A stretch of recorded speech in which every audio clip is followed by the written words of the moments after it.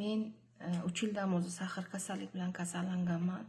Sahirim 32, 34, 36largacha ko'taradi. O'zimni ko'tara olmayman.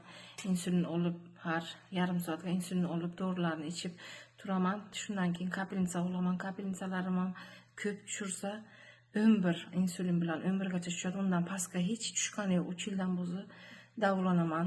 Endokrinologiyaga 40 kunning ustiga borib davolangan vaqtlarim ham bor. 10 kun yotaman.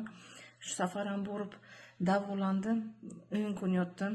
Lekin sahirim shu 16, 8, 9 gacha tushdi. Kapelnitsa kunda 4 ta 3 ta olaman, lekin hech ham tushmaydi. Sababini vrachlarning o'zi ham bilmaydi. Alhamdulillah. Ulug'bek domlaga kelib o'qidim, ruqiya o'qidim, Qur'on o'qidilar. Shu kuni ertalab o'lchasam 74. Yig'idan o'zimni saqlay olmaydim. Bu sensatsiya hech bo'lmaganmanda. Insulinni men har 2 soatga olib, kuniga 14 marta insulin olgan kunim bor. Yetib keyin sal tushsa shu 8, 9, ana shunday 11 ana shunday yuraman.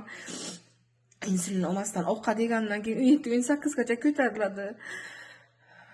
Ixlos qildim. Kelib yaxshi bildim, shifo topdim. Ilohim Ulug'bek domlani ham oilalariga fayzu baraka bersin, tan jonlarini sog' qilsin, umrlarini uzoq qilsin. Bizlar uchun sahar bemorlarni ilohim yaxshi bo'lib ketaylik, qonimizdan chiqib ketsin. Bizdan ham tashqari qancha kasallar keladi, shu yerda ko'rdim, o'zim guvoh bo'lib. Yaxshi bo'lganlarni o'zim ham ixlos qilib kelyapman. Allohga shukr aytaman. Ertalabdan yig'imni to'xtata olmayman. Men organizmimda 7 bu sensatsiya men uchun hech kutmagan edim.